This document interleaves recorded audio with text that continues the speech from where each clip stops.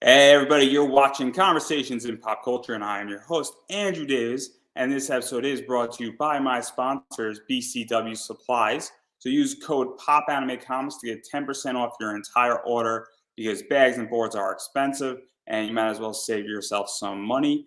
Also, I do have a t shirt that is up on Redbubble. It is making fun of Gundam, Fallout, the most interesting man in the world, and the greatest place to eat, which is Taco Bell. So you can buy this shirt right now. It's available in 16 different colors, and you can get a bunch of different things, including an ultra cool mini skirt, because we all need one of those with this logo on it. So go get yourself a mini skirt with Amara Ray's face on it, eating a taco, guys. And all the money that is raised from this shirt does support this show. So go buy your mini skirt or your t-shirt or your long shirt or your sweatshirt with his face on it. Because, well, who doesn't want Amara Ray eating a taco? But enough with my sponsors here, because I do not want to bore everybody. And I do want to talk to my guest, who is Todd Matthey. So welcome to the show, man, because I've been wanting to do this for a while. Oh, thanks. Well, thank you for having me, Andrew.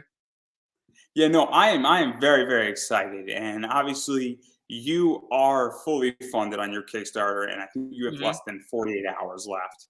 And Yep. your Kickstarter is The Cycle. And before we really get into the comic, for those who have not backed it, what is the basic premise for everybody hearing about it for the first time? A heartbroken wrestler makes a deal with the god of war and gets the ability to manipulate emotions, and winds up being able, and thanks to social media, TV, and everything, and the internet, creates a cult-like group of people that tend to get a little aggressive, and it all comes down, you know, and it all comes and boils to a head. Well, it definitely sounds like Monday Night Raw here. So clearly. Mm, So obviously we're gonna dive into the story in a second here, but where did this idea come from? Because I love wrestling, hmm and I don't love war. I want to make that crystal clear. I think Neither war do is I. very bad. But I do love wrestling, and you have combined two very interesting topics together. Obviously, mythology, and I think it's the Romans who did the planets, if I'm correct, or Yes, was it's it the wrong. Greeks? It was the Romans, right? And so obviously that's in there. And Mhm. I know a little bit about that, but I'm sure you know a lot more than me. So where did all this come from? Because you've combined a bunch of things that people know, but they don't know them all together mixed into one idea. Well, it started actually with an image kind of in my head. I was driving to my job one day over in New Rochelle at the time, and I was listening to Orgasmatron by Motorhead. And if Well, you were you listen to playing the game? Were you playing the game? no, I was not playing. There's a game. The game. It's all about the game, and now we're playing. No, the song was. I've heard it obviously, but I was thinking, and all of a sudden, this image came into my head, and I was going through a little bit of a personal thing at the time, um, and all of a sudden, and it was getting to me, and all of a sudden, this image of when you hear the line, your bones will stud my palaces, your eyes will stud my crown. For I am Mars, the god of war, and I will cut you down. And I pictured, you know, this guy coming out to it with like legions, and he's just like, and he goes to the ring, and the guy who he's up against is, you know, and it's just like, oh god, the god of war is annihilating him, and he's just going, he's pounding on this guy. And I just was like, all right, maybe there's a story behind that. Maybe there's a way for me to process, something I was feeling at the time. And I just chose to do it through that. And it, as I started building it, you go to answer the questions of, why the guys do that with their motivations, how I was going to keep people, much like wrestling, we're building to several moments in this book, all of which will come together at the end. And once I had that set, the characters, I got to start making wrestling gimmicks, but then I started thinking about other things. One thing was that I started thinking about Sandman, and one of the things in Sandman and American Gods is that gods lose power when they're not worshipped. And I figure Mars could probably be kept. He's still in the public eye because we named a planet after him. Yes. So he can be kept alive. People are aware of him. And I figured, you know what? Who are the guys that, could, grab people's attention? Wrestlers. Who are guys that can get a fan base that, can manipulate emotions to the point where people will actually willingly go to jail to take a swing at, say, a bad guy wrestler for attacking their hero. Wrestlers. And it just made sense.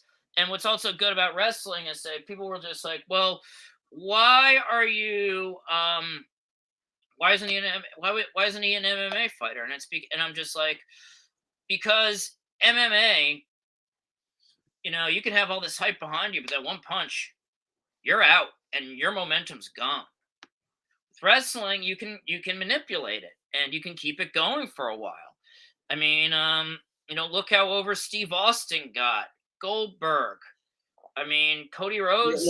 Let's even talk about that, because it's very interesting, because obviously Mars wants power and wants to build up his base in a lot of ways and continue to grow his power, even though he's the god of war and he wants more power so he can do more warlike things. And maybe there's an internal strife among the gods, and maybe there's something else going on in the background. And I'm going to leave it at that. Let everybody's mind percolate a little bit on that. And so he needs to find a way how to gain power. And then you have Jesse, who is really down on his luck. And you're a wrestling fan. I'm a wrestling fan.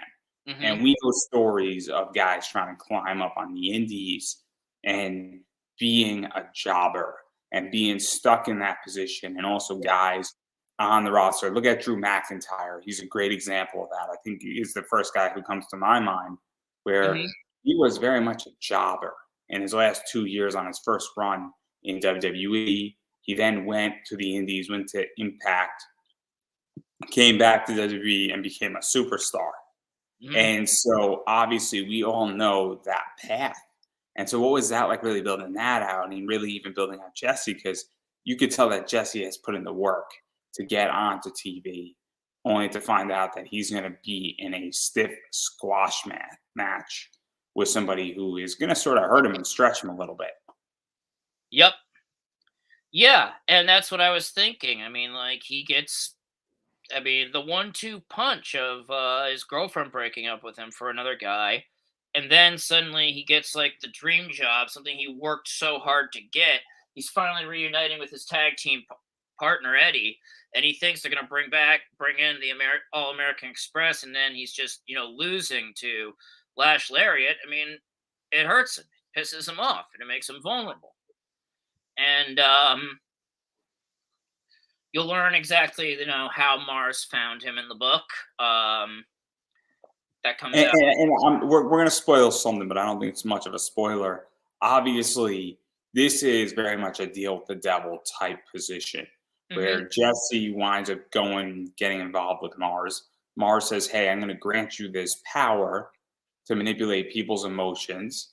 And, you're going to be able to almost create a cult-like following, which it's not mind control, but it's the idea that he's able to manipulate emotions. And so he could make, somebody hate the bad guy, or make him hate him, or make him love him, or make him love another person. And you're in front of a wrestling crowd. And obviously it's not a direct thing, but it's almost indirect, because if you're over in wrestling, you're obviously going to be booked in better spots. You're going to be booked in more powerful spots, whether Jesse is a good guy or a bad guy or a face or a heel, as it's called in wrestling. He's clearly going to be able to climb up the social wrestling ladder. And the deal for Mars that I'm presuming is that while Jesse has this power, Mars is going to gain power as well by Jesse basically controlling and getting all of the people watching him, which is then going to translate back to Mars and power. And so it's a very interesting thing because it takes the deal with the devil. But usually when somebody says, I'll make a deal with the devil where I'll give you half my life to be able to become a superstar athlete, but then I'll die when I'm 50, that's typically the deal with the devil. And this is similar, but it's not the deal with the devil because I don't think Mars is taking any life from Jesse at the No, moment. he's not taking anything from Jesse. You'll see how I mean, like, hopefully we'll get to how it all comes together, and what exactly Mars does, what he wants, yeah, but like Because it raises a great question. Because this is where this gets fascinating: is that how far are you willing to go to get what you want? Where are you willing to sacrifice personally, and also what are you willing to sacrifice that really isn't yours as well? Because I mean, Jesse's kind of being a selfish asshole on this one, where he's clearly sacrificing things that aren't his. No offense to your beloved character, man, but Jesse didn't exactly make the greatest decision here. I mean, he pretty much sacrificed a boatload of power and other people's natural emotions well, to advance his career. the thing with him is, and this is where, like, the interpretation might get a little foggy, is he can't make like people fall in love with him. What he basically can do is when they're in an emotional moment and feeling anger, he can raise that up. He can lower it. He basically is controlling your serotonin. I believe that's the chemical. And so, like, if he's if he's like getting, like when Ricky Morton used to get beat down, and he'd be like, help me to the fans to get him to make the tag to Robert Gibson. How sometimes fans would jump the thing. Jesse can do that, but on a much different scale. It might be one fan, he can get a whole section of the arena ready to do that. And so that's really how his power works. Like he can't like one thing like is he can't make Claire fall in love with him again. That's not up to him. That's not what he can do. Oh, but he could change if somebody's booing him or not, essentially.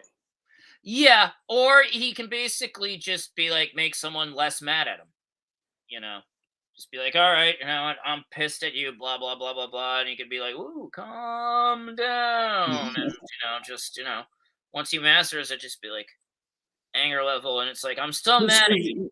Even still, though, it's the idea that he has this power and it's an amazing responsibility. And Oh it's yeah, the idea that, like, if you can change somebody's emotional state or their anger directed to you, but you're doing it on such a level where if it's a house show, that only stays within the house show. And yeah, for those who don't know, what a house show is when it's not televised. Maybe there's 500 people, maybe there's 1,000 people, usually sometimes, maybe there's like 3,000 people, yeah, but it's not televised. First thing, if it's almost the equivalent of Monday Night Raw yeah, or what it's what is it, CWC Championship Wrestling, I think. yeah. Championship I Wrestling mean, Council. it sounds like something else. I'm just gonna Yeah, say, but yeah. I mean, that we kind of. don't want to be sued tonight. We don't want to be sued tonight by the big W, by the big W guys. I don't want to be Yeah, sued. You don't want to be sued, clearly. But that's when it's televised, he's now not necessarily even controlling the emotions of the crowd. He's also controlling emotions to some degree of who's watching. yep, And directly and indirectly, because you and I both know as wrestling fans, if the crowd is hot at a wrestling event, I'm watching WrestleMania and the crowd is booing Roman Reigns, well, that affects me as a viewer. And and that's assuming he can control me through my TV. But if he can control me through the TV or my iPad or whatever, that's a even bigger power. And so, what was this really like building this power? Because it is absolutely fascinating. I built up the power actually based on what was the tri scale in metal they heard about, and basically like it manifests. We see it visually in waves. So for 3 waves, that's it at the beginning. 6 waves is when he kind of starts getting more control over it. 9 waves, he realizes what he can do, and 12 waves is when he's at that's his peak. That's his peak, and that's when Mars can become more active. And basically the story is going to be building to when Mars can become active. Yeah, and then let's jump into Mars, because obviously with Jesse doing this, Jesse has one goal, and that's to be the top guy in Mhm. wrestling. And I don't know if Jesse's necessarily wanted to be a face or a heel, but you could be a top guy and be a heel. You could be a top guy and be a face. And he wants to be a top guy, and that's what Jesse wants. And obviously Mhm. that's his goal. And well, he's pretty much we know he's what path he's going down to get there at this point. Yeah. It's not a secret, and that's not ruining the book. 'Cause that's not the book is not about wrestling in a lot of ways. No, Wrestling is a part of it. wrestling's kind of the world it's set in. It's And so, yeah. Yeah, it's a story about that, ambition. It's a story about getting over someone. It's a story about, moving on. It's a story about, actually like one thing is like his responsibility. I mean, like is he responsible for this, for what people do? Or is like, because sometimes people get angry, but they can hold it in check. But or and is the company responsible for things that happen when Jesse's fans go out of control?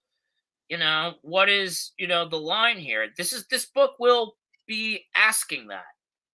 And it's something that I wanted to play with, because, you hear things like You know wrestling stories where there were wrestlers who fans wanted to stab, mhm. and where I mean, what was it? Was it Scott Hall that said there were wrestlers that wanted to stab him, or fans that wanted to stab him? I think, or who was it that said it? Because I Mike, forget it. Yeah, a fan pulled a gun on Michael Hayes. Um, maybe it was Michael Hayes. And yeah. so this isn't, and there are people who are so over that you don't know anymore. I mean, I don't know how familiar you are with indie wrestling, but do you know who Mhm. Dan Housing is? Yeah, I know Danhausen. Right, Dan Housing stays in character. Like Oh yeah. legitly, if you are at a wrestling event and Dan Hassan is at a table, he stays in character until he gets in his car. He is in character the entire time. So if Oh yeah. he's playing evil Dan Housen, he's evil Dan Housen. If he's playing nicer, local crazy Dan Housen, he's local crazy Dan Housen for a reason, and it's bizarre. Because I've been at shows where wrestlers, the second they're done with their match, they're like, "I'm the fuck out of here," and I don't really care. I'm not in character anymore. So it's a very interesting thing. Yep. Yeah, we play with that. Even another example, MJF. That guy at the autograph side, I to see him being a prick. You know, Oh my actually, god. Lacey Evans was actually good at it too. I mean, like when she did that thing of her, like, filming like the cop giving her a ticket, and everybody was like, "Oh my god, how could she be so?" Then found the cop was like, I think he was the one that came out and said, "No, we were doing a thing." I mean, he's like, "All right, I did pull her over, but then she asked me to do this," and I'm like, "Okay, you know, if she could do it like in character, and you know, I mean, I have friends who are wrestlers, and when I'm at shows, they know that they yell at me, and I've had wrestlers yell at me like in my face at shows because they know I can take it. Like, oh, it's brilliant! It's absolutely brilliant, and Killian McMurphy was just on my show talking Uh-huh. about Sonic the Hedgehog of all things, and super interesting guy. But he knows he could yell at me at a show. He knows he could do a lot of things. If he like wanted to dump a bottle of water on me, he could do it. And like, and it would be funny, and people would be appalled, and it would be brilliant. And then I would probably be removed out. I would be laughing, he would be laughing. Oh, it would be brilliant. And Gia Scott's another one where I said, like, if I ever go to a show, she's just flip off my hat, and because she plays a heel, and I said, like, if you flipped off my hat or smacked me as the champion, it would be so brilliant. That would be And cool. oh, it would be insane, just randomly smacking somebody. Oh, it'd be great. And I told her to do it when I interviewed her. She's like, I don't know if I can do that. I said, just do it, and people will be shocked and appalled. We had a handshake at Dream. Hey, remember when Sasha stole little Izzy's bow? I mean, that was great. I mean, that was being a heel. Mm-hmm. And it goes into this entire thing, though. And the reason why we're bringing up all these examples is that's, I think, what you're asking. That's part of what you're asking in your book in a lot of ways. And I think a lot of people don't ask these questions. And it is a good question to ask, is that how far are you responsible for something? I mean, what was it, Catcher in the Rye Mhm. that killed, was it John Lennon, I think? Yeah. Yeah. And how far was J.D. Salinger, I want to say, wrote that book? Yeah. Yeah. I'm just making sure. But like, how far and how responsible is J.D. Salinger for John Lennon's death? And these are really good questions. And I think these are questions that writers need to actually say, if I put something out there and somebody does something, how far am I responsible up the chain? I mean, we're right now doing an interview, but like, what if somebody takes my interview and does something horrible? I mean, am I responsible? And then those are complicated questions. Yeah. And I mean, hell, remember a couple of years ago, the Joker movie, everybody was saying, oh my God, this is going to cause mass shootings. And it was just like, I mean, in the end, it didn't, but, I mean, yeah, but also there's also the personal responsibility of the person. I mean, I remember, growing up, they were all saying, well, Marilyn Manson was responsible for the Columbine shooting. And it's kind of like, well, not really. He didn't pull the trigger. He didn't encourage, I don't think he was talking to those kids saying, hey, go do this. I mean, if they, heard something kind of like, Manson with Helter Skelter, or, Mark David Chapman and Jodie Foster. I think she was probably, when she heard that, she was like, what? It's just like, she was probably thinking that's nuts. And who was it? The guy who shot Kim Kardashian on South Park because he read Scrody McBoogerballs. No, it wasn't Kardashian. It was Sarah Jessica Parker. Oh, okay. I think it was Butters that shot. I mean, is that the same episode? No, because I remember with that episode, they wrote the book, and then they made Butters the patsy, but the parents were like, "Whoa, this is actually good," and it becomes a bestseller. And oh, it's a great episode. It's a great episode. They have Morgan Freeman reading it. Oh, it's brilliant. Oh, it's so like, brilliant. Oh, it's vile. It's disgusting, but it's good. Nobody can get through without puking through every single chapter. Oh, it's brilliant. It's such a good episode, and it's hilarious in so many ways. But it's such a step out about the entire comic you wrote. Clearly, this is how every single show goes now, guys. This is season 3 of the show here. We start off with wrestling. We talk about power to manipulate people, and then we wind up on South Park. Yeah, talking about Scrody McBoogerballs. Great episode. Great episode. Yeah. And it's only gone up from there, guys. It's only gone up. Yep. The COVID special was brilliant. It was brilliant in so many ways. Rabbi Cartman is the funniest thing ever. Oh, I haven't seen that yet. I don't have Paramount Plus, so I'm gonna get it. I get you just buy Paramount Plus for a month and just watch the COVID special. It's Yeah. brilliant. It's worth like the $10 for Paramount Plus. All right. Or you could buy Netflix stock. It's really the same price right now. But getting back to this, because obviously the other side of the deal is Mars. And what's super interesting about the other side of this is that, well, Mars is obviously involved in some conflict, or is anticipating a conflict among gods or among demigods or whatever other creatures are not gods or godlike in the Roman realm of mythology, I guess. Hmm. Um, and so Mars almost needs a patsy, and he needs a power source generator. And Hmm. who's to say this is the only one Mars has? There could be others. There could be others. And obviously, what is that like? Because there really are two stories going on in Hmm. this book. There's the top story, which is probably more God oriented, and something's going on between the gods.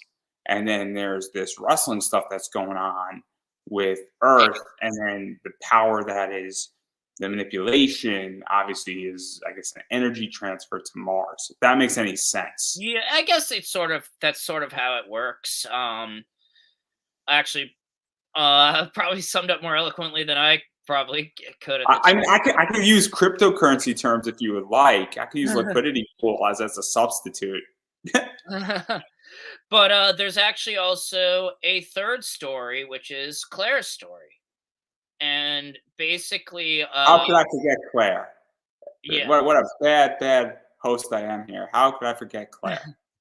I mean, but there's like her having to see, like, her old boyfriend now is suddenly taking over the world, and so to speak, and by nature of her job, she's kind of being going to be put into a situation where she has to encounter him. And meanwhile, her boyfriend is not her new is the guy she left Jesse for. Kind of thinks wrestling's kind of a joke. He kind of, like, in a scene that may or may not happen, depending on how if we're backed. Kind of makes fun of Jesse, and when he watches him on TV. Now what happens if you read? Now what's going to happen? Because one thing we established, when those two eventually meet, and Claire realizes, Oh, we all know what's comes going to to happen, this Todd. We all bet- know. We know between the truth. Jesse and him, Jesse couldn't win, even without Mars's things. Jesse will win. Because Jesse, one thing that I guess one of the things I want to tell everyone about Jesse is that he's the type of guy who stands up for wrestling. He's the type of guy where if somebody tells you, "Oh yeah, you do that fake stuff on TV," he'll punch you out. He'll be like, "You want to see how fake it is?" and trap you in the sugar lock and stretch you till your eyeballs, like the blood vessels in your eyeballs pop, and just be like, "Yeah, that's how fake it is." You know what actually Bill Watts and Eddie Graham used to tell their wrestlers to do. Or they're like, "We don't care if you get into a fight, but if you lose, you're fired." You know? Because it really raises interesting questions, because it's the idea that all this stuff is interconnected, and obviously what Jesse does, because if Jesse just stops using his power, goes into solitary confinement, well, Mars, I don't think, is going to lose all the power that essentially Jesse created, but he's not going to gain new power from Jesse in that circumstance if Jesse figures out a way how to stop. And that's a fascinating storyline for Jesse, where it's Mhm. kind of like, okay, he wants the glory and a career and probably making a lot of money, a lot of Mhm. power. He wants all the fun toys that come with power. And he also wants to make wrestling great again, for lack of a better word. Nothing politically and no politically Uh, intended. He wants to make wrestling good, right? yeah, he wants it to be big, and I mean because he wants to headline the big show at a certain stadium that in that's gonna happen in And also he wants the product that, because if you're the type of guy that stands up for wrestling, you Mhm. want the best wrestling product on the planet, and you want to be the guy responsible for it. You Mhm. know, and I'll give an idea. There's no way John Cena is like, I want WWE to be the best product on the planet because I'm main eventing it and I'm carrying this company across the finish line every single week. You don't think that's not an ego boost for Cena? Of Oh, course it is. of course. Roman Reigns is the same way, where whether you think it every day or not, Roman Reigns is like, I'm carrying this company and I am going to be carrying this company for the next 6 years. And I'm not carrying this company across the finish line. I am the finish line. And that's a big difference. And it's an ego thing. And so that's what Jesse is in a lot of ways too. And so it's fascinating with his story because now you have power and he's maybe taking over the world and giving a god an unfair advantage in another position, but he's also making wrestling better. Yep. Or at least that's what it seems like he wants to do.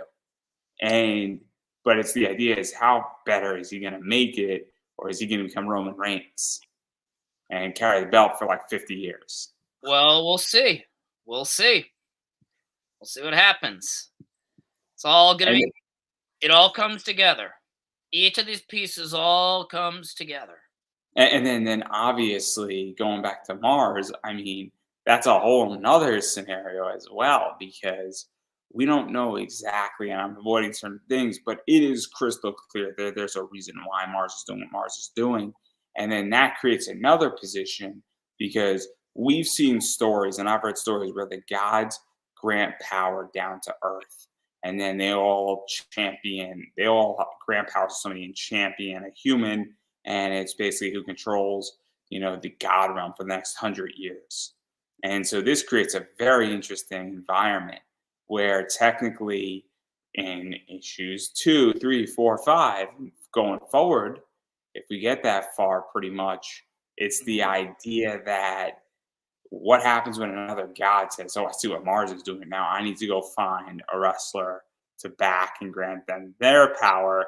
And now Jesse has an opponent, and now we have an actual wrestling storyline that's running parallel to a proxy war with gods.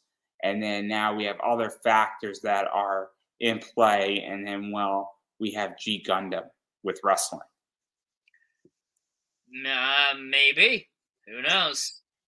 But this is where we're going with this. This is why this is so interesting because I mean, that's a potential where the idea is that a fight is in the ring, a fight's outside the ring, and then there's a lot of other factors that are going into this, and it creates such an interesting playground. it, And it did. And yep, I had a great time with the playground because there's also gonna be maybe another factor. Don't think what's happening hasn't gone unnoticed by certain people. Getting noticed by maybe I'm people. sorry, I gotta go. Vince is calling. Um, Oh, we have our own Vince in this book. It's gonna be. I had fun writing that guy, Mason Cern. I had fun writing him, and let's just say like maybe a little governing bodies. So I don't want to push too far into the story because obviously I've already dropped enough seeds on what could happen, what couldn't happen, where things are going, and Mhm. obviously I just picked that up off of the Kickstarter. I know how you write, and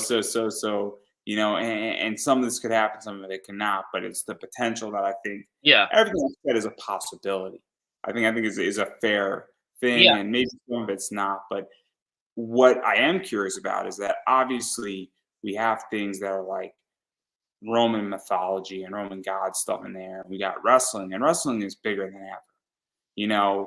I don't know if you saw this statistic, but WrestleMania 38 beat out the Super Bowl on social media this year, yeah. which is crazy. Which actually makes a lot of sense. Um, in a lot of ways. And the Super Bowl was an okay game. It wasn't a bad game, but the Super Bowl wasn't that interesting. WrestleMania 38 night one was fantastic. Oh yeah, I Um, mean, and so wrestling both on an independent level, on a professional level with WWE, Impact Wrestling, Ring of Honor is getting fascinating now. New Japan is getting interesting, and then you have AEW.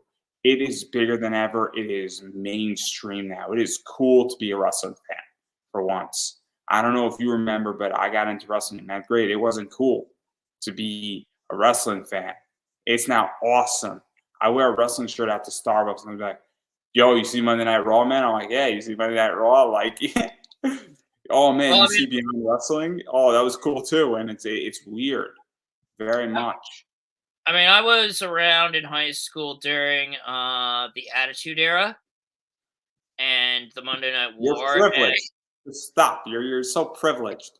and hey, I guess I was born the wrong time. And those guys, but Austin, Goldberg, DX, the NWO, those shirts were everywhere. It was enormous back then. It was the top show on television.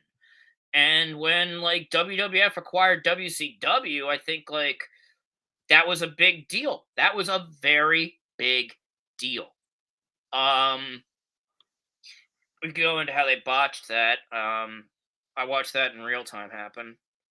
But then So, even but if even to go forward off of that, because obviously after that, wrestling, I guess, receded a little bit.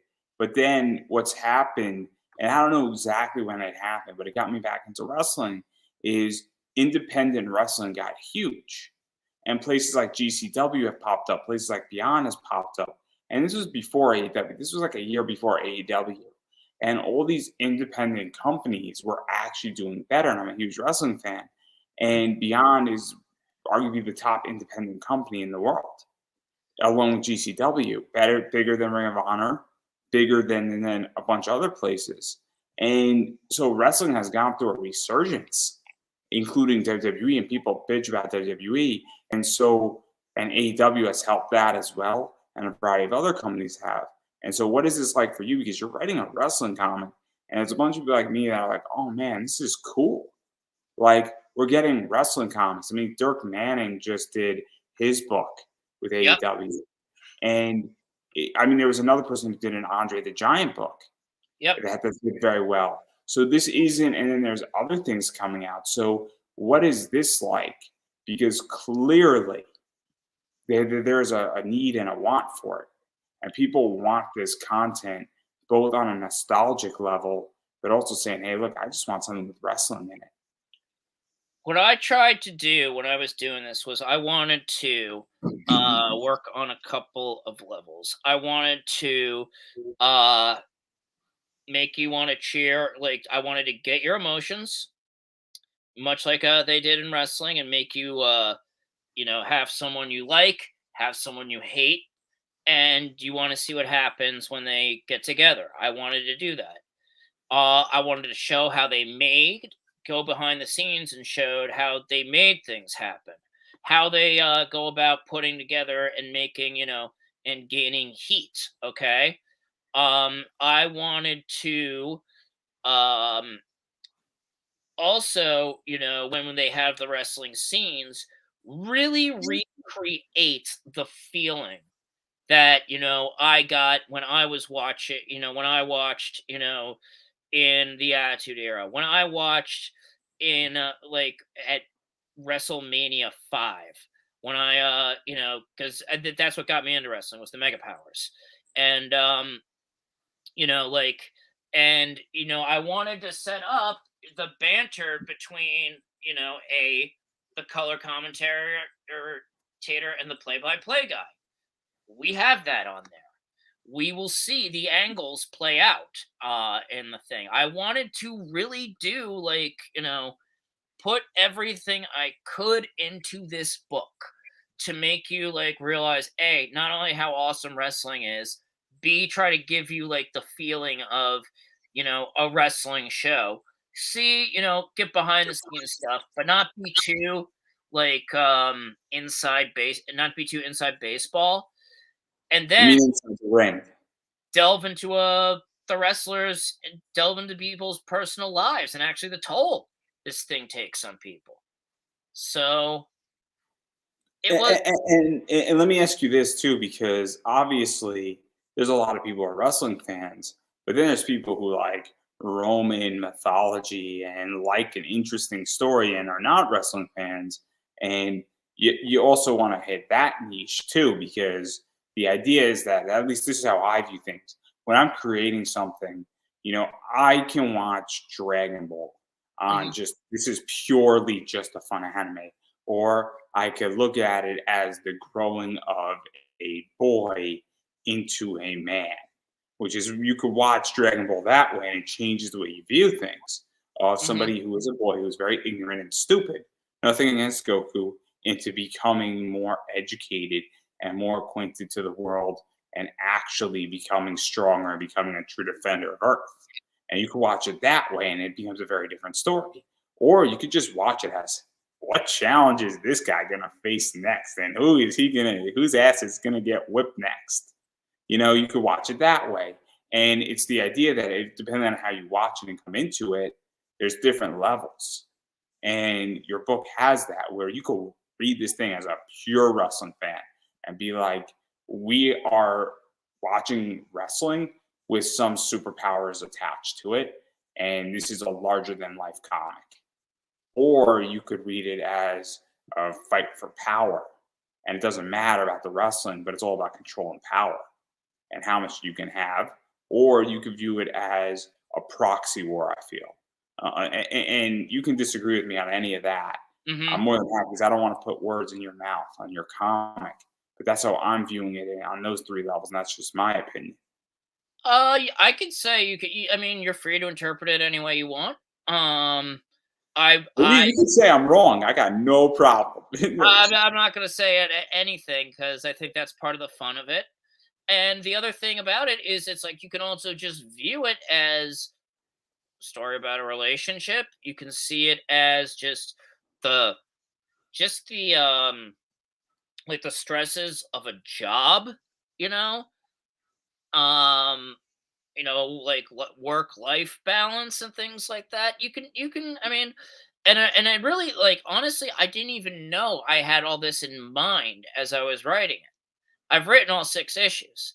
And as I was writing it, this stuff just kind of, was coming. I don't know if it was because maybe I was thinking about things with, through osmosis, like, as What, we'll go. what, what, what is that like? Because this is fascinating. Is that I've been on this where you just start writing something, and then the world does it, I guess, writes itself, and these characters write themselves, and everything logical goes into it, because for whatever reason you've created a world that it works. And I know you've written other things too, and I Mhm. don't know if the other things you've done are similar to that, or they needed more, I guess, carrot and stick a little bit more, because this doesn't seem like it needed the carrot and stick.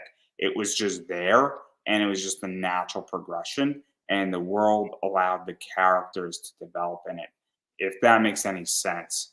No, And I hear what you're saying. And it went that I way. don't know. I don't know. That's why I'm asking. No, no, it definitely went that way. It kind of went that way too with robots versus princesses. Except I mean, it was a little bit different because I mean, it actually was very similar because there is a lot of world building in both of them. But like with that one, eventually, like, the characters, and then just the way, like, princess stories go, and then robot stories happen, and then finally they meet at this point, and somehow it's got to go in a certain direction. So can the princess's songs affect the robots? Let's find out. See what Because happens. sometimes with an interview, the interview writes itself, right? Yeah, Sometimes I write one question and then I write 50 other questions, and I don't get to those 50 other questions, and I prep yeah. up, but the interview writes itself. And then sometimes I have to force a question. And sometimes I'm in an interview where there's nothing going. Like right now, we're having a very open discussion. I think we're having an open discussion. Sometimes, though, I have to force it, and it's not the easiest thing. And look, everybody's at a different level. It's not a knock on everybody. Sometimes somebody is terrified. They're like, I'm going to do this thing because I got to get out, but I'm terrified. And I get it. So I understand it's not a judgment thing, but it's the idea that sometimes something just takes off and then you're running with it in a certain way and it all works out and it's very free flowing versus something else. And I've written articles that have been that where I had to force every sentence. Oh, And you could tell that every sentence, because like I had nothing and like it was just very painful. And I mean, we're talking like 800 words. It wasn't like 5 pages, but yeah. even still, it was just like, I got nothing here. And I've written government reports, and like sometimes you're just like, I got nothing here. And like, but sometimes in the government, when you say, I don't know why it's in here, is the answer. Sometimes those are the best reports. It's like, it was in here. I got nothing on it, guys. I'm sorry. There's no background on why this provision's in the bill. There's no background, guys. Someone wanted it. No. I don't know who wanted it, but it's in there, and I don't really care. And then I'm done with this report. I'm like, boss, I don't know where it is. And like, Why is we don't know where it is Brady either. And then you have like a best report ever. It was like a page and a half. Greatest report ever. but I digress. I digress right there. Super interesting in that realm, but I don't want to push any more because I'm going to ruin this entire story for everybody. Single-handedly, I'm going to ruin this entire story for everybody, and I don't want to be that guy. But I do want to talk inside baseball. I definitely want to talk inside baseball because this is actually a very interesting and a semi-controversial discussion point where you're kickstarting your book, I think, is a fair statement versus it being a pre-order form versus it being a business. And the reason why I say that is because I think that you need money for printing, and I think you need money to finish up some art. And what is that like? Because this is a common debate in Kickstarter is that how far you should be in a project, where should you be at, what do you need to show an audience, and not necessarily on a legal level or a Kickstarter level, but I'm curious how you define those lines. Because again, and I'm going to be very open about this, everybody is different economically on Kickstarter. Everybody has different resources. Everybody operates differently. And also some people have seed money to do a book and the book's already done and they just want money to print it. Some people operate where they want to pay themselves back, or they're running a Kickstarter for issue 1 to really get the art done for issue 2. And they want to cover some of the printing and get a jump on that. So I'm very curious where you're at with that and even how you feel, because, and it's not a knock because I think everything works. And if you get me my book and I back it, I don't really care how your process works. I just want my book. But I'm also very curious because I have friends who do $25,000 campaigns who don't have certain pages done yet. And then I have friends who also have the entire book done who do $1,500. So it's not an issue of how much money you raise, but I'm super curious. And I know it's a long-winded question. All right. So here's what I learned about it through my 3 Kickstarters. First one failed. I learned it didn't fail. It was a setback. Yeah, I mean, it was a setback, and I thought, okay, like have people. I'll be very honest. I funded this show on Kickstarter, and I didn't think I was going to fund it. And it was bad, and I funded because I got lucky and I ran across a big backer. But man, it was brutal. It is not easy. But yeah, sorry. But what I've seen is like at least with successful campaigns or I mean, like Comics Launch, they talk all about this. Trying to figure out how to make a successful Kickstarter. I mean, it's like a science. What I've noticed is that you got to have at least. I think it helps when you have a lot of your project already done because people, when they want something, they tend to want it now rather than later. I think too, it also shows that you're telling the people, hey, you're actually going to get it, as opposed to, there have been incidents, and I guess Kickstarter has now had to put in the provision. Yeah, pledging, doesn't necessarily mean you're going to get it, which but you know that they want to be confident that they're going to get something, and they want to know, like, that the product is worth looking at, so if you have like endorsements and pull quotes, that helps. um they want to, I think it's like, the more you have the book to show, the more that the more confident I think people are. And the other thing is that, too, knowing how much to show, because I was like, should I show all the pages I have completed? And they said, oh, echo here. But I talked to someone, they're like, no, don't do that. Typically show like the strongest scene you have. It's like, or like the strongest parts. I mean, or a really cool art scene. So like if you have an awesome suplex scene that just is eye catching, you might want to do that, and you also might want to throw somebody into the middle of your story. So like, what the hell's going on here? I need to read the book to find out, right? Mhm. That's the other thing too. Yeah, so it was always like, start. I mean, they said start, with your best foot forward, and also, what I learned from like Dirk Manning was, you got to put skin in the game.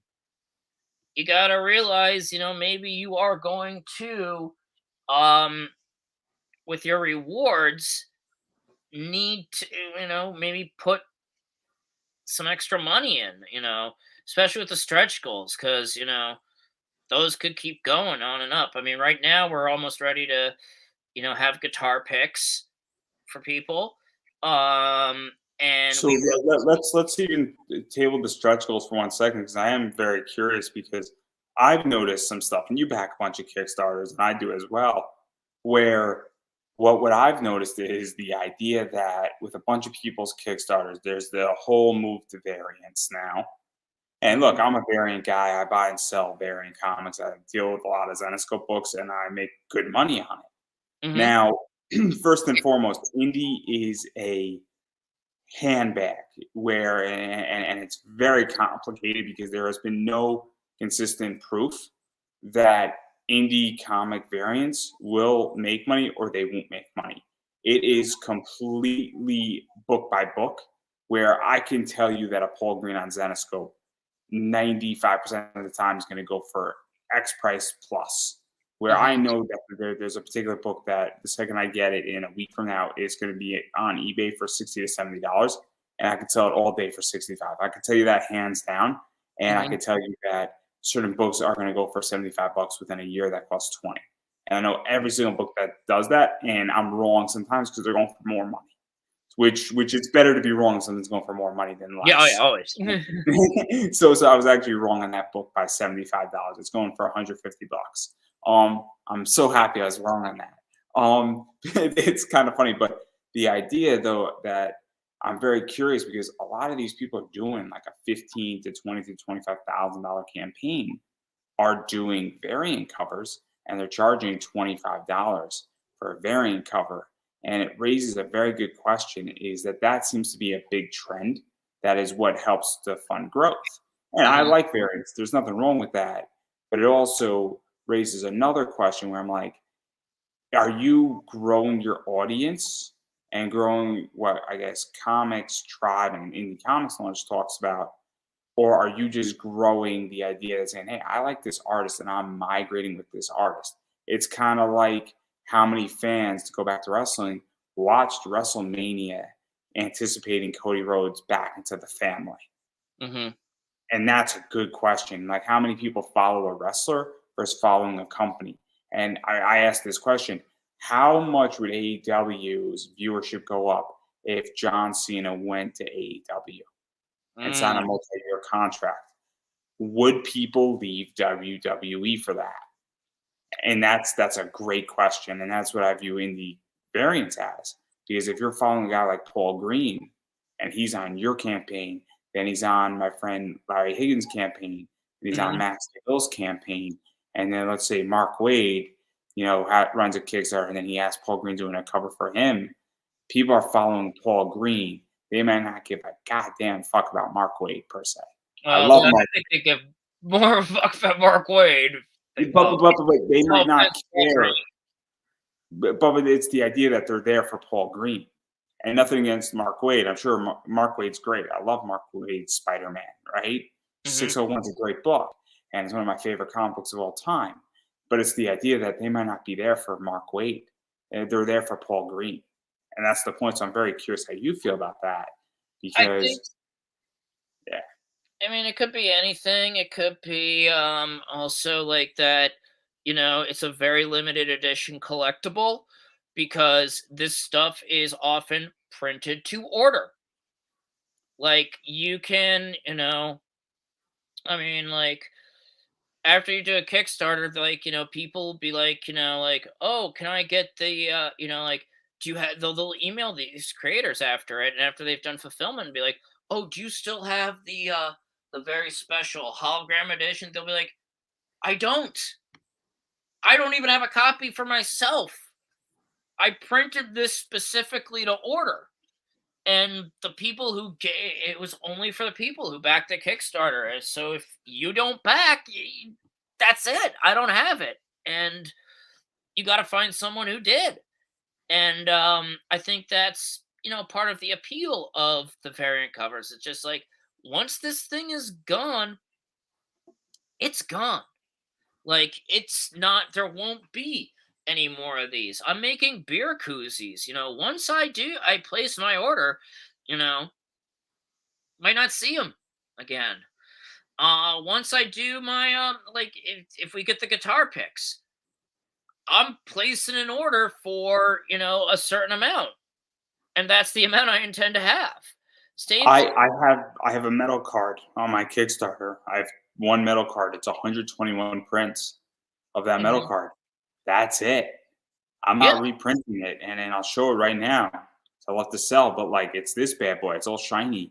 And by the way, I only have 40 left because my business partner DJ, who's the cosplayer in that, he got 60. I got my 60, and then that's just the way it went. And I gave some of them away to people who I sort of trusted, and some people backed it. But like, there's only 121 of those. There's not, and I'm not reprinting it. It might become an art print. It might become another product, but it will not be a metal card. So, and DJ is becoming a big cosplayer. It's technically one of his first merchandising things out there. So if DJ does like 50,000 people on Instagram, there are people who are going to knock on my door and want this, because guess what? DJ sold out a bunch of them. And it's very interesting. And it might not be popular today, but all of a sudden, fast forward a year from now, it could be very popular. And that's why it's an attraction, and it's a limited edition item. And you might say, oh, it's 121, metal cards. That's not a big number, all things considering. Yeah, I mean, it's a print to, or I mean, like, and that's part of what it is. It's like you're in an exclusive. It's like you're going to see, Guns N' Roses at the Garden with Metallica one night only. You're going to see Fish and the remaining members of the Grateful Dead one night only. That, I mean, that it's only going to happen that night. And you're not, and it's like it won't happen again, and it's only happening in your town. So it's like, you better get on it, because other people are. And I think that's which and that's, I think, what a lot of people hope, what they like try to do with their Kickstarters, is to be like, hey, once it's gone, get in on this, Because usually somebody will print as many cover A's as needed and want. Where I know creators say, look, I'll go into a second, third, fourth printing, or I don't even do print runs where everything is a first edition for cover A. It's $10, and that's not the big issue. But I know creators, and I'm going to be launching a book, and there's 200 copies of one book, that I'm doing, and it's a hard limit. in which that it's not 250, it's not print order. It is a hard limit for a reason. Yeah. Because I know that I'm going to sell out, and I have other distribution methods where I run an eBay store, and I'm purposely doing covers for my Kickstarter that I can then sell in my eBay store, which is how I feel creators need to think too, saying, look, I'll print 100 copies of said book. So it's not print to order for the people who backed it, but it's a set number, which I still think is fair, saying, look, I got 100 copies. I'm keeping 5 for myself. There's 95 available. You guys can go look at the 95. We sell out all 95. I don't have to put them up on eBay. I'm happy because I don't have to list them on eBay, right? Like, Yeah, exactly. But I will sell them on eBay because there are people who do not want to back a Kickstarter. Where I know people who said, I will not back what you want to do, but I want a metal card off of this. And I've sold metal cards off of Kickstarter, and they're like, we want to support your show, but we don't like Kickstarter. We don't get it, but we like this. And it's a very weird thing. And so I have people like that in my world, and I don't want to discriminate against them. So someone says, hey, I noticed you got a Kickstarter going on. I like your perks. I'm going to take care of you. Yeah. Because what do I care how I get my money, right? Yeah, I mean, that's how you think about it. But, when you're running this thing, those are just things you have to think about. It's fascinating because I love talking about this stuff, and I love talking about it like a business. And I'm always curious because I haven't produced a book yet. I did my podcast, which is a very different beast, and obviously that's a whole different discussion. I speak enough about how that experience went, where it was both good and bad, and you find out how people feel about wanting to support your project, and you kind of raise questions to people, and people raise questions back to you. And I think in another few months from now, when I run again and they see my stats, they're gonna be like, oh, okay, I get it now. But I digress. It is very interesting because it definitely gave me a different perspective on what it actually means to run something versus backing it. And I think everybody who wants to do a comic or is a consumer should run a Kickstarter, whether it's successful or not, because it will change your perspective on what goes into funding a book. Oh yeah. Oh yeah. Oh yeah. So that's something that I encourage people. Doing the hard way. Yeah, I mean, the first one you get your ass kicked, right? Mm-hmm. And I would make the argument, and feel free to correct me, even on this one. I think you're still getting your ass kicked because it takes a while to actually learn how to do all this. And supposedly you're supposed to get better and better with each one. Yeah, I'd say that. But I could tell you when I come back for a second or third time, man, there's a million things I'm going to do better. A million things I'm going to do better.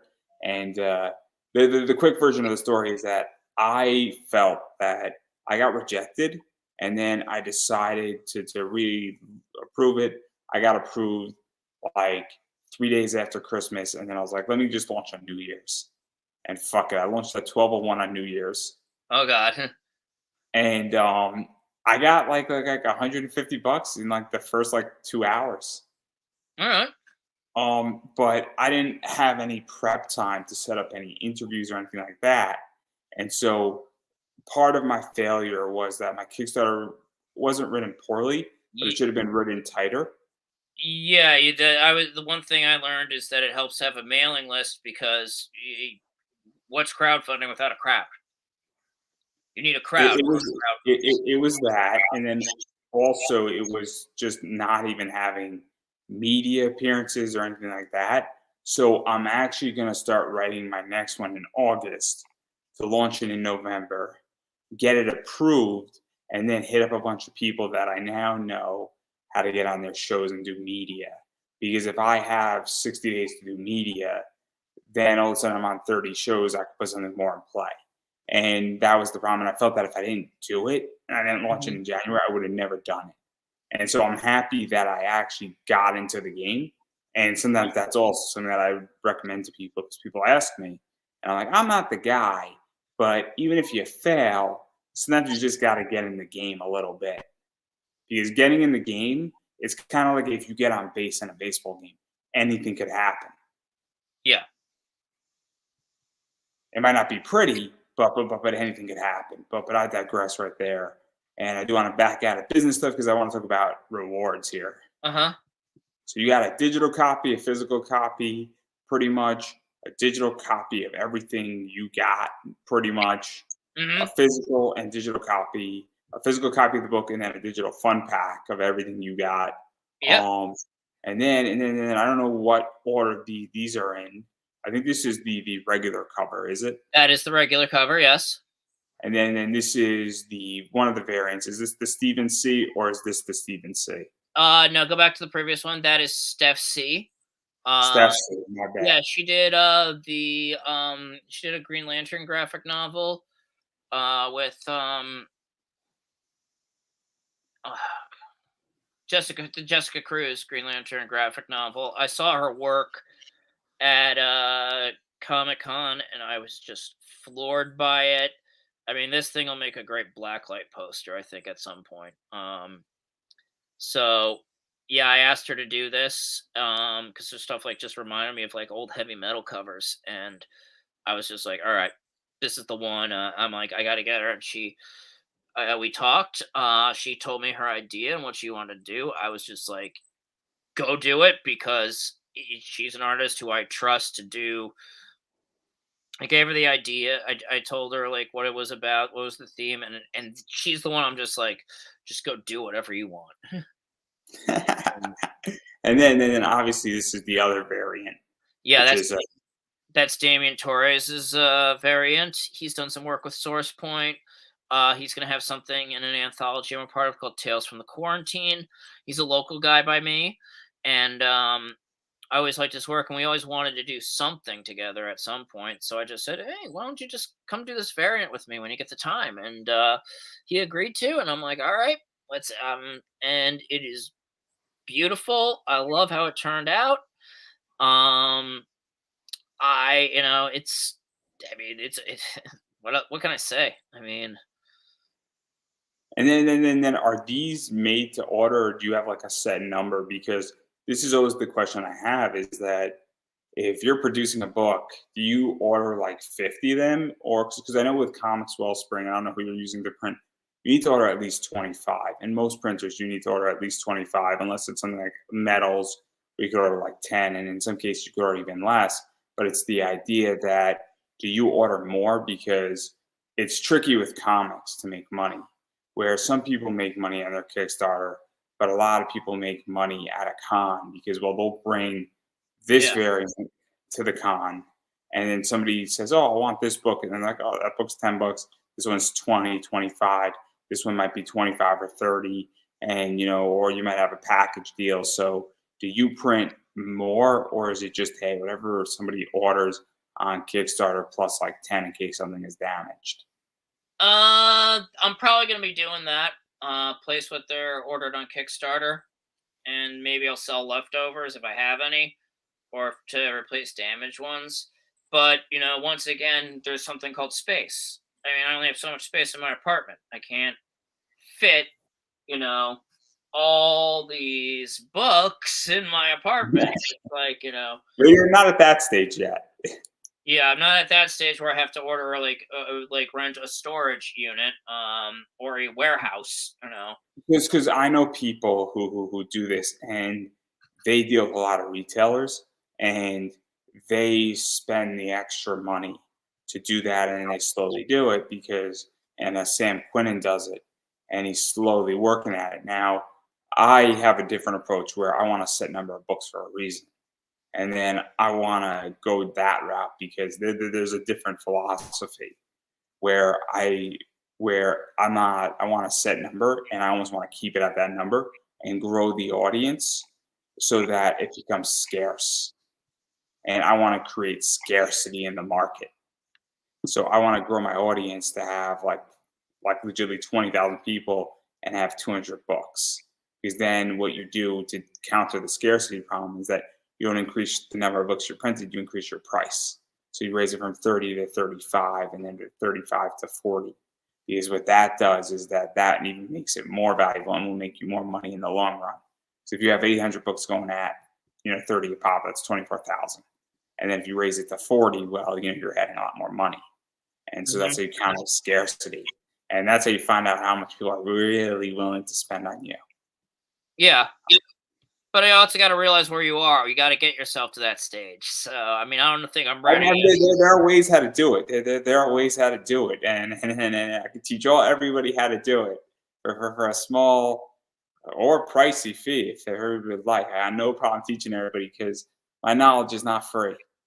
I mean, hey, if you can do it, then do it. I say.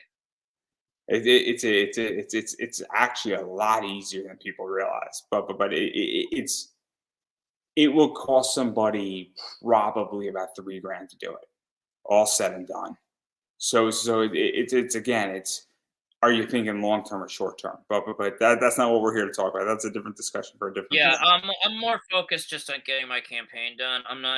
That's not even on my radar right now.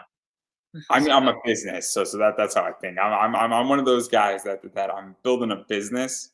I'm not building a campaign. But I also come from eBay. That's the problem. Like I don't come from Kickstarter. I come from eBay. So what works in eBay land doesn't work in Kickstarter land, and it's weird. And it's a different discussion. I'm going to be ranting about this tomorrow, halfway intoxicated. So I'm letting everybody know that I'm going to table my rant right here. But these koozies are pretty cool too. Okay. I wish I had one for tomorrow. Yeah, definitely. I figure, you know what, I realized something. A koozie is a great piece of merch to get, like at a concert. It's cheaper than a T-shirt, and it's useful. Keeps your beer cold, or your beverage, if you don't like to drink. And it's yeah. I figured, what, you don't see very many people doing koozies, so I figured, hey, you know what, why not? Yeah, you know what is it is nice. I like koozies. I like things like that. They're fun. I like also things like that, like a stretch goal. 'Cause that stuff just makes me fun and it's always useful. And I like a nice koozie, and I want my beer to be nice and cold on a hot summer day. You Yeah. get the lime and the Corona, and it's all good. Yeah. But I digress with that. And then also there's some character sketch stuff that can be done for people as well. Oh yeah, Jordan is doing that. So that will be, yeah, Jordan decided to do. Will be doing that, so he'll be drawing, people, however they want it to be drawn. Superhero, wrestler, the Pretty much anything, how anybody wants to be drawn, really. I mean, I think it's pretty open within reason. okay, yeah. It is pretty. It is, yeah. It is open. If So somebody says, I just want to be drawn just standing up, just draw me standing up or draw me sitting down in a chair, I'm pretty sure Jordan will be open to that. Or, draw me with, a Batman shirt on, or somebody might have a logo of their character that they want drawn, or they say, hey, look, this is my character in my book. Would you draw it? Because people like that stuff too, yeah, And character so from your that's book. If you want to be a wrestler, he'll do it, and it's gonna be, that'll be something fun for people. And then you got some other cool stuff too, where you got a retail package, and every comic creator should have a retail package. The best thing on both an economic level and even just getting more eyes on the product is being in stores. It's very important, and I'm going to say this, where even if you're only making $5 on a retail package, being in a comic shop is extremely useful because people love comics, but there are people, as I was stating, who won't back a Kickstarter or an Indiegogo. They just don't want to do it. They don't feel comfortable, but they want to buy your book. And so being able to be in a store is great because you're getting eyes on your project and your comic, and somebody might be like, hey, this is really cool.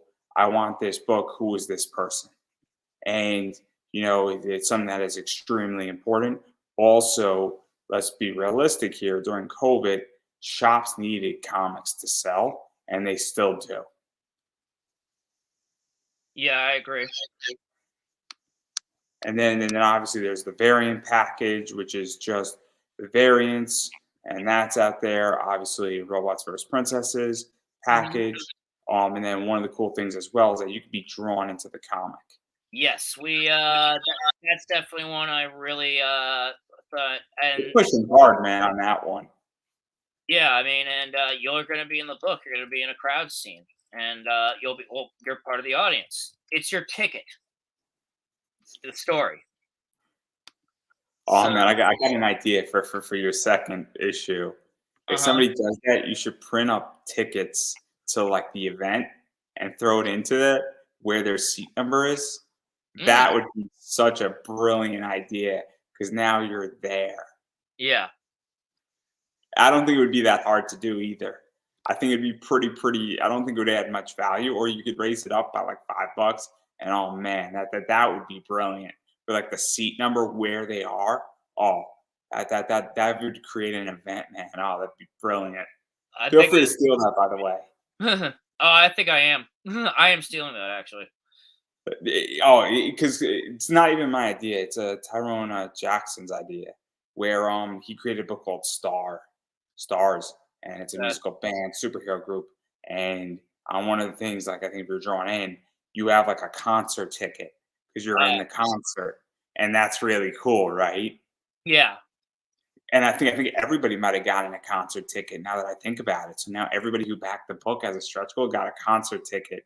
So like it's almost your entry into the book. Oh, it's a brilliant book. It's a great book too. It's a fun one. It's like an all ages, but little slightly adult, all mhm, ages.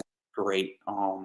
And then obviously the final thing is that you get a page from the book, and people love original art. yeah. So that's something that's out there as well with all this stuff. So super fun stuff with that. Hmm. And now I think I tackled everything you got. You got some stretch goals too. I don't know what your stretch goals are, so you can tell me what those are. All right, right now we're about $10 away from unlock. When we hit our goal, everybody's getting a bumper sticker. We're about $10 away from getting a from the guitar picks. We're gonna get custom guitar picks with the Disciple logo on it. We are going to have if we hit 2,500, you are going to get 5 extra pages. We hit 2,750. Jordan is going to be doing a brand new special variant cover. And if we reach 3,000, you're going to get 10 extra pages. So all in all, like, we've anticipated our goals and what we'd like to do and priced them out. And so we're hoping we can hit that in the next couple of days. Yeah, and there's a lot of stuff going on, and obviously we're gonna try on my end at the very least to get you at least breaking one of those stretch goals, if not trying to get you to break two. No Uh-huh. guarantees, but obviously Yep, we're there's gonna never. try to aim for those 5 extra pages just to make you work harder. Yeah. Yeah, everybody, you're welcome. By the way, this is what we do on this show. We make people work harder. Uh-huh. It's one of my lifelong goals. But I digress right there. That's the goal. I'm going to push it out in the next day or two, and hopefully we're going to find you some more backers because I think more people need to see this book. I think it's a fun book. But I do want to back out of your campaign, and I have one more question before you. I give you the opportunity for self promotion here, and it's involving this book right here. So, who's your favorite? Oh, I gotta go with Bailey. Love Bailey. Alrighty then. Love No Bailey. explanation needed. No explanation needed. And Uh-huh. on that note, I'm going to give you a chance for self promotion. So, where can people find you? Where can people find the Kickstarter? Where can people, after they hear this, because obviously it's going to be shot out, it's going to stay forever on the internet, it's going to be in podcast form eventually. So, obviously, when people listen to this beyond the Kickstarter, where could they find you and support you and check out your social media and anything else that you're doing? All right, you can find me and you can sign up for my mailing list where I kind of where I serialize some comics that I do on my own just for fun at toddmathy.com. It's just my name with .com after it. TODDMATTHY.com. You can find me on Twitter at Todd C Matthey, and you can also find me on Instagram, which is at Todd Matthey, no space, and you can. I have an author page on Facebook that you can check out. Yeah, and I'm just gonna keep saying it. You gotta support Hindi. I've been saying it for season one, season two. I'm gonna keep saying it for season three. And the best way how to support Hindi comic creators and Hindi content creators is if they got a Kickstarter going on, pledge to the Kickstarter. $1 goes a long way. Mhm. $5 goes a long way. And even if you're just backing, whether it's digital or physical books, every little bit helps because you never know when that's gonna help. But even going beyond just donating money, sharing out a campaign Please on share. Twitter, sharing it out on Instagram, sharing it out on Facebook. I don't know exactly how you would share it out, but you can mention it on TikTok, guys. All of that stuff is free. It does not cost money. It goes a long way and it means something because you never know who's looking at something. And I don't know how you feel about this, but when somebody shares out my interview, it makes me feel good that somebody is actually saying, "Hey, I want to just share this to my friends." Yeah, And it doesn't cost anyone. It's beyond greatly appreciated. I like money, and if you want to give me money, that's great too. But a share is almost just as valuable as money, and it means a lot to me as a creator. Or a like goes a long way too. Or better yet, I don't know how you feel. Have you ever gotten a direct message from somebody that says, "I read your book. I fucking loved it." Like, have you ever gotten one I of those? I have gotten one of those, and I love that too. So really makes you. It really gives you confidence. And so when somebody comes to me and says, "Oh, I thoroughly enjoyed your interview," I thought you did a great job with this interview. Oh man, what a great guest that guy was. And it makes me be like, "Oh, I'm happy that you enjoyed it. Thank you for watching." It goes a long way and it doesn't cost anything. And that's the No, thing. So I really recommend. And if you do back it, what you should really do also is let other people know that you backed it. Because when that happens, that will be beyond helpful as well. Because it lets other people know saying, "Hey, I backed this project." Now, as far as I'm concerned, obviously I appreciate shares, comments, all that stuff is very helpful to me, as well as buying my metal card, description up above, obviously buying my t-shirt, Red Bubble goes a long way Mhm. too. If you feel so inclined, I am a fan supported show. Sometimes we have sponsors, sometimes we do not. I appreciate everybody wants to buy me a coffee every once in a while. Goes a long way. All the money goes into this show, and what it goes into is paying for StreamYard. StreamYard is $240 a year, so every little bit helps. I am good for another year, but I would like to keep doing this as long as possible. Also, if we raise a certain amount of money, we're coming into podcast format, which means that it's going to reach a new audience, and you can basically take the interview with you. And once we get into podcast format, there's actually going to be secret interviews on the podcast that are a little too racy for Facebook and YouTube. And I found that out the hard way. So Oh, obviously, you can get some extra additional content on the podcast side that will not be here and will not be on YouTube ever. So that's another reason once we get funding, we are about halfway to podcast land right now. So, another 60, $70 and this show will come into podcast land. So obviously every little bit helps to keep both those things active. I greatly appreciate it. Go tell a friend, buy my merch, buy me a coffee, help keep this thing active. But more importantly, just share it out. It's free, guys. Legitimately, it is a click of a button on Facebook or YouTube. It's not that hard, and it means the world to me. Also, if you're listening in the podcast side of this, leave a review on iTunes, Spotify, Apple, wherever you listen to your podcasts, because that's also helpful. And on that note, my voice is getting hoarse, and I got a job interview in the next few days, and I would like to sound good. I'm going to let you have the final word. all right, guys. Back Disciple. Well, 2 days left on Kickstarter. Back Disciple now. Get some cool rewards. Dig it? Ooh yeah. All right. Thank you for having me. And that's a wrap, everybody. All right.